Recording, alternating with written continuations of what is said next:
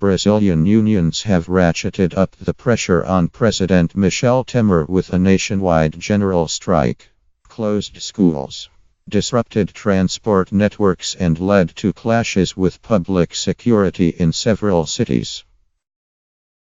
Demonstrators in Rio de Janeiro and São Paulo blocked key roads with barricades of burning tires. Riot police used tear gas and percussion grenades to try to disperse the crowds and open the routes.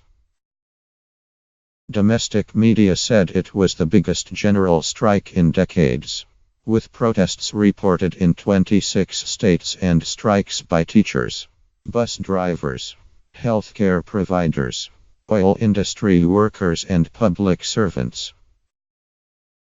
While the widespread no-show for work was partly driven by the long May Day holiday weekend, it also highlights frustrations with the government, which is struggling to push through social security cuts and a reform of the pension system.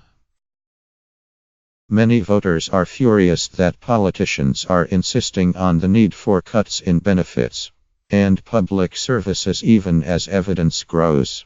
They benefited personally from illegal kickbacks on overinflated contracts.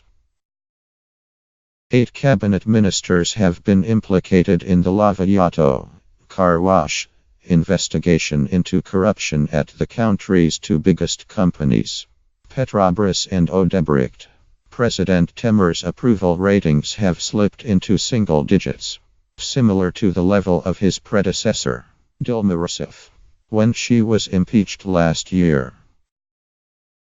Government spokesman Alexandre Perola played down the significance of the industrial action. A strike is a part of democracy. It's acceptable as long as participants stay within the law. The country is still functioning, he noted. The shutdown was not total. In Rio, bus and metro companies ran a reduced service. Most shops and banks remained open, but students were told to remain at home, and there were skirmishes between protesters and police at Santos Dumont Airport and the main bus terminal. São Paulo was hit harder, with a shutdown of many bus lines and fierce clashes on the road to the Congonhas Airport. More protests were expected later in the day. It is going to be the biggest strike in the history of Brazil, said Paulo Pereira da Silva, the president of trade union group Forca Sindical.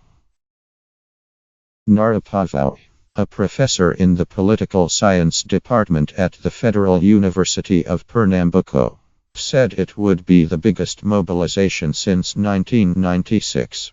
He saw this as a sign of a crisis of representation as voters feel betrayed by politicians. Flavia Bioli, a political science professor at the University of Brasilia, said planned austerity cuts had stirred up public anger.